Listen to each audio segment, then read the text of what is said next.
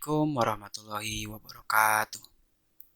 Saudara-saudari sekalian, saya Adriana Syahban dengan NIM 2330511027. Pada kesempatan kali ini, saya akan membahas sebuah topik yang sangat penting bagi kehidupan berbangsa dan bernegara, yaitu politik dan strategi untuk mencapai tujuan nasional. Di era globalisasi ini, kita dihadapkan pada berbagai rintangan, baik dari dalam maupun luar negeri, yang menuntut kita untuk memiliki strategi politik yang matang dan terarah. Oleh karena itu, mari kita simak bersama-sama bagaimana strategi politik dapat menjadi alat yang efektif dalam mencapai tujuan-tujuan besar bangsa ini. Sebelumnya, ini adalah UAS Pendidikan Pancasila dengan dosen pengampu saya, Ibu Eriska Ginelita Dwi Putri, SH, MH. Mohon maaf bila ada kesalahan kata. Selanjutnya kita lanjutkan. Di sini ada daftar isi, ada 8 poin yang akan saya bahas. Yang ke-1, apa itu politik dan mengapa penting bagi tujuan nasional? Yang kedua, sejarah dan contoh penerapan strategi politik. Yang ketiga, strategi politik kontemporer dan tantangannya. Keempat, kepemimpinan dalam politik, kunci sukses strategi nasional. Kelima, membangun konsensus nasional, fondasi strategi yang kokoh. 6. Mengatasi hambatan dalam mencapai tujuan nasional. Ketujuh, peran masyarakat dalam mewujudkan strategi politik. Kedelapan, kesimpulan, menuju masa depan yang lebih baik. Selanjutnya ialah kita akan menuju ke poin 1, apa itu politik dan mengapa penting bagi tujuan nasional. Politik seringkali dianggap sebagai sesuatu yang kotor, penuh intrik, dan hanya melibatkan segelintir orang yang berkepentingan. Namun, pada hakikatnya, politik adalah seni dan ilmu untuk mengelola kekuasaan dalam mencapai kepentingan bersama. Dalam konteks negara, politik berperan sebagai alat untuk mengarahkan kebijakan-kebijakan publik agar selaras dengan cita-cita dan tujuan nasional. Tujuan nasional itu sendiri mencakup berbagai aspek, mulai dari kesejahteraan rakyat, keadilan sosial, kemakmuran ekonomi, hingga kedaulatan negara di kancah internasional.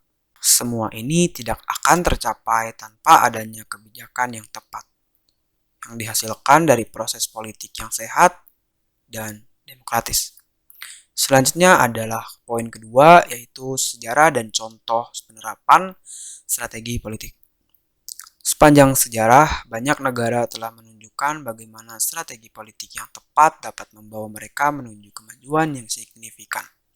Amerika Serikat misalnya, setelah Perang Dunia Kedua, berhasil memantapkan posisinya sebagai superpower melalui kombinasi strategi diplomasi, aliansi internasional, dan pembangunan ekonomi yang terencana. Di sisi lain, Jepang yang porak-poranda akibat perang bangkit menjadi salah satu kekuatan ekonomi terbesar di dunia dalam waktu beberapa dekade saja. Rahasianya terletak pada strategi politik yang fokus pada pembangunan industri dan teknologi, serta kemitraan yang erat antara pemerintah dan sektor swasta. Lanjut ke poin ketiga, yaitu strategi politik dan kontemporer dan tantangannya. Di abad ke-21 ini, strategi politik semakin kompleks dengan hadirnya teknologi dan informasi yang berkembang pesat. Negara-negara yang berhasil memanfaatkan teknologi digital dan inovasi untuk memperkuat ekonomi dan keamanan nasional, seperti Cina dengan Belt and Road Initiative-nya, menunjukkan bahwa strategi politik harus adaptif terhadap seperti Cina dengan Belt and Road Initiative-nya menunjukkan bahwa strategi politik harus adaptif terhadap perubahan zaman. Namun, strategi politik yang baik tidak selalu mudah diterapkan. tantangan seperti ketidaksatuan. Namun, strategi politik yang baik tidak selalu mudah diterapkan. Tantangan seperti ketidakstabilan politik, korupsi, dan tekanan eksternal seringkali menjadi penghalang. Oleh karena itu, negara harus memiliki kepemimpinan yang kuat dan visi yang jelas untuk mengarahkan strategi politik mereka ke arah yang benar. Selanjutnya, poin keempat ialah kepemimpinan dalam politik. Kunci sukses strategi nasional. Kepemimpinan memainkan peran krusial dalam keberhasilan strategi politik. Seorang pemimpin yang visioner, tegas, dan mampu membangun konsensus adalah kunci untuk merumuskan dan mengimplementasikan strategi yang efektif. Sejarah telah mencatat nama-nama besar seperti Nelson Mandela di Afrika Selatan dan Lee Kuan Yew di Singapura, yang dengan kepemimpinan mereka berhasil membawa negara mereka menuju kesuksesan yang luar biasa. Pemimpin seperti mereka tidak hanya memikirkan keuntungan jangka pendek, tetapi juga merencanakan langkah-langkah strategis untuk masa depan bangsa mereka. Mereka memahami bahwa tujuan nasional hanya dapat dicapai jika semua elemen bangsa bersatu dalam visi yang sama. Selanjutnya, poin kelima ialah membangun konsensus nasional. Fondasi strategi yang kokoh. Konsensus nasional adalah fondasi yang sangat penting dalam strategi politik. Tanpa adanya kesepakatan dan dukungan dari berbagai elemen masyarakat, strategi politik yang paling brilian sekalipun tidak akan berhasil. Membangun konsensus nasional bukanlah tugas yang mudah. Ini memerlukan dialog yang terbuka, partisipasi aktif dari masyarakat, dan transparansi dalam pengambilan keputusan. Negara-negara yang berhasil membangun konsensus nasional seringkali menunjukkan tingkat stabilitas politik dan ekonomi yang lebih tinggi. Jerman misalnya, melalui proses reunifikasi yang penuh tantangan, berhasil membangun konsensus yang kuat di antara rakyatnya, sehingga memungkinkan negara tersebut untuk kembali menjadi kekuatan ekonomi utama di Eropa. Selanjutnya ialah poin ke-6, mengatasi hambatan dalam mencapai tujuan nasional. Tidak ada jalan yang mulus dalam politik. Setiap strategi pasti akan menghadapi hambatan dan tantangan. Namun,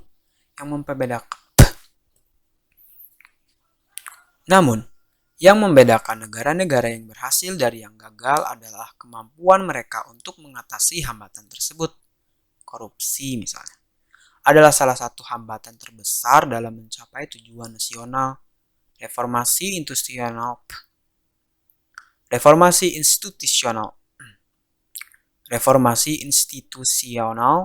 dan penegakan hukum yang tegas adalah langkah penting untuk memberantas korupsi. Selain itu, konflik kepentingan antara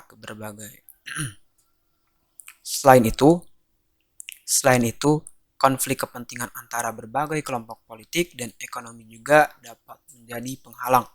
Untuk mengatasi ini, negara harus mampu menciptakan keseimbangan antara berbagai kepentingan dengan tetap mengutamakan kepentingan nasional sebagai prioritas utama.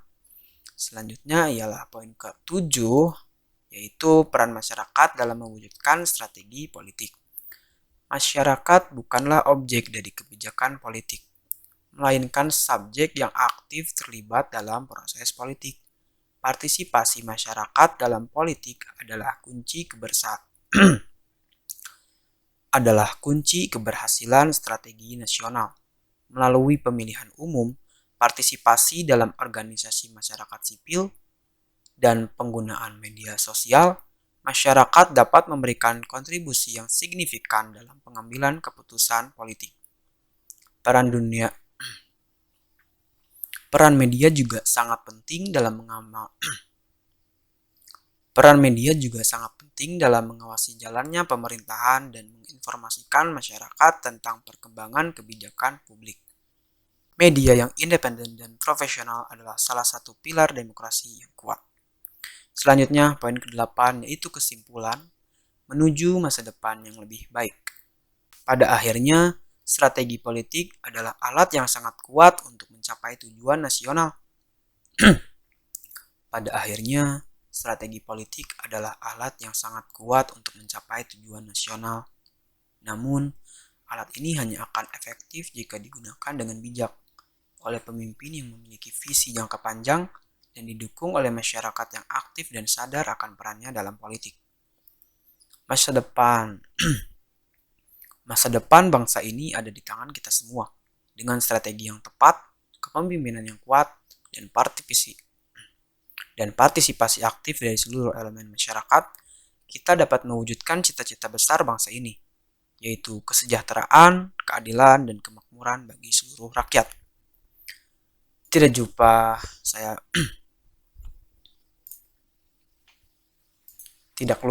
ucapkan terima kasih bagi yang telah menyimak.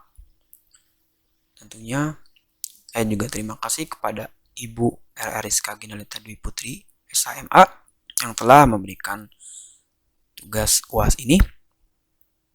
Sebagai penutup, marilah kita semua mengambil peran aktif dalam kehidupan politik dan sosial negara kita. Ingatlah bahwa politik bukanlah sekadar urusan para politisi, melainkan tanggung jawab bersama yang memerlukan partisipasi setiap warga negara. Dengan bekerja sama, kita bisa mengatasi berbagai tantangan dan mewujudkan cita-cita nasional yang telah kita sepakati bersama. Teruslah berjuang demi kemajuan bangsa. Dan mari kita pastikan bahwa setiap langkah yang kita ambil selalu berlandaskan pada kepentingan dan kesejahteraan rakyat. Dan mari kita pastikan bahwa setiap langkah yang kita ambil selalu berlandaskan pada kepentingan dan kesejahteraan rakyat. Terima kasih sekali lagi telah menyimak. Semoga kita dapat terus berkontribusi untuk masa depan yang lebih baik. Saya Adrian Syaban dengan NIM 2330511027. Saya ucapkan terima kasih sekali lagi dan terakhir kali. Wassalamualaikum warahmatullahi wabarakatuh. Dan berikut ini ialah cuplikan-cuplikan yang akan saya tampilkan berikut daripada strategi tujuan untuk negara Indonesia sebelumnya. Nah, jadi teman-teman, pada masa lampau tempo dulu itu kita mempunyai tujuan untuk membuat Indonesia menjadi seperti sekarang ini gitu. Jadi waktu dulu itu tujuan kita satu, membuat Indonesia seperti sekarang ini gitu. Nah, alhamdulillah kita sudah menjadi satu kesatuan yang teguh gitu. Jadi di Indonesia ini sekarang kan udah ada Monas ya, dan di video cuplikan yang saya tampilkan ini Monas itu sedang dalam proses bukan pembuatan tapi proses pengimajinasian gitu. Jadi Indonesia nanti ketika akan merdeka akan menjadi satu kesatuan kan pastinya ya panjang gitu ya, lebar. Indonesia tuh nggak cuman Sukabumi doang gitu, jadi ada Jakarta dan lain, Batavia dulu namanya. Mungkin strategi tujuan itu yang menjadikan sekarang Indonesia ini bukan mungkin lagi tapi emang benar gitu, dari beberapa presiden-presiden yang sudah membuat banyak lah itu ya, saya nggak bisa sebut satu-satu sampai seperti sekarang ini Indonesia gitu udah sangat pesat perkembangannya.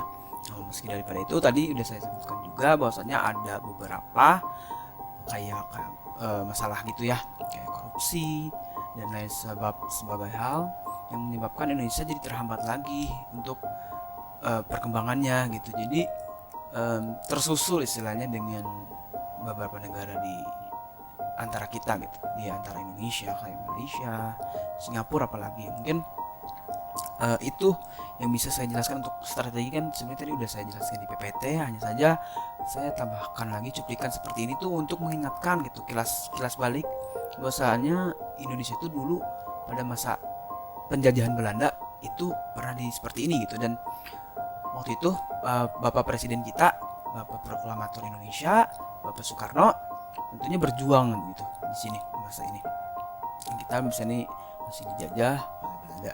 Setelah itu kita merdeka, mereka belum ya, dijajah oleh Jepang, dan 3,5 tahun kemudian kita merdeka. Dan itu tuh merdeka tuh belum sepenuhnya gitu, jadi kita baru proklamasi kemerdekaan itu belum, kita masih bertempur. Jadi ada ceritanya itu saya kalau nggak salah lihat filmnya juga. Jadi pas Indonesia itu merdeka, dia masih tetap kita memerdekakan itu kayak masih perang gitu, jadi belum sepenuhnya waktu proklamasi itu diucapkan di proklamator gitu, Bapak Proklamator Bapak Soekarno itu proklamasi Indonesia itu belum merdeka sepenuhnya, hanya mendeklarasikan saja kemerdekaan itu.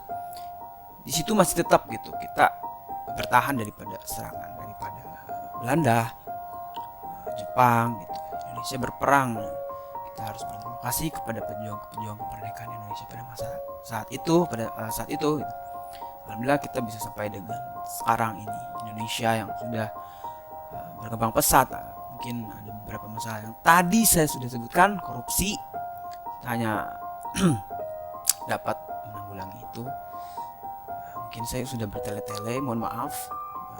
Ini misalnya termasuk daripada strategi tujuan negara ya. Jadi ini dulu tuh kita ada di posisi ini gitu, kita belum membangun apa-apa, Monas itu belum tercipta, belum terbentuk gitu, dan ya, ada strategi, ada tujuan untuk mencapai suatu negara, kita buatlah gitu ya. Itu kan kalau Monas itu maksudnya ke pembangunan gitu ya.